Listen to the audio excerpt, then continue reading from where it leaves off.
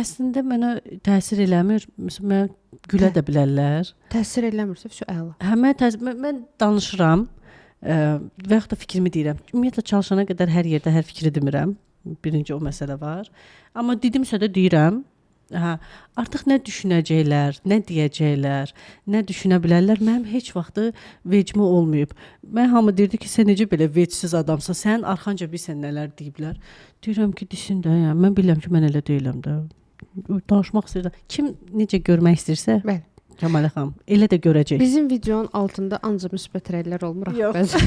Bir də görürsünüz ki, nəsə kimsə oradan bir acıqlı bir söz yazır. İş orasındadır ki, o videoya həm dua alırıq, həm Bəli. görürsünüz ki, neqativ fikirlər də var. Mən başa düşürəm ki, bunun bizə heç bir aidiyyatı yoxdur. Sizə bir misal gətirim. Bax, insanın bu dediyimiz eqregor və yaxud da düşüncə və yaxud da xeyir-duanın olmaması necə işləyir? Əgər mən oturmuşamsa və deyirəm ki, uğurlu insanlar hamısı bilirik hansı yolla uğur olublar. Yəni mənfi yollardan söhbət gedir. Və yaxud da kimsə getdi, nə bilim, hər hansı bir iş gördü.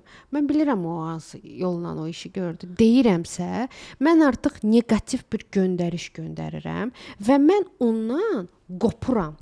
Yəni kainat o uğuru mənə verməyəcək. Bildiniz necə? Mən bəlkə uğurlu olacaqdım ha. Bəlkə də mən onu qəbul eləsəydim, mən də uğurlu olacaqdım, mənim möhtəşəm işim olacaqdı, qazancım olacaqdı. Mən ona o loru diləcə pis gözlə baxdığım üçün məni avtomatik olaraq ondan qopardılar. Bax, bizim videoya baxanlar, kimlər ki müsbət rəyi alır, onlar bizim enerjimizi, bizim dediklərimiz hamısı onlara yayılır, bədənlərinə və ruhlarına. Kim ki neqativ söz yazır, o bəlkə oradan bir xeyir alacaqdısa, o xeyir ona gedib çatmır. Bildiniz necə? Bax, məsəl üçün, bu qohumlar arasında da keçərlidir. Gedirsən evə, bibin qızı, bibin oğlunu dalıca danışırsan. Misal olaraq. Bəyənmədin. O müzakirə edirsən, o belədir, elədir. Xoşlanmırsan da, bəyənmirsən.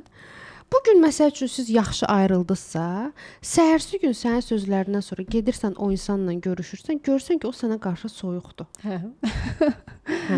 Niyə belə olur? Çünki onun yüksək məni sənin onun haqqında dediklərini bilir. O başa düşmür ki, sənə qarşı niyə hal-hazırda soyuqdur. O bunu dərk eləyə bilmir. Amma onun ruhu səndən bir divar hörür və sənə qarşı gələ bilmir. Bax, bizim yoldaşımıza da aiddir. Məsəl üçün, bəzi analar olur, deyir, sənin yoldaşın kişiyə də aiddir, qadına da aiddir. Belədir, elədir. Fikir vermisiniz, həmin insan evə gələndən sonra, əgər o sözləri qəbul eləyirsə, qarşı tərəf bu ona o mənfi reaksiyanı verməmiş, o artıq onu verir.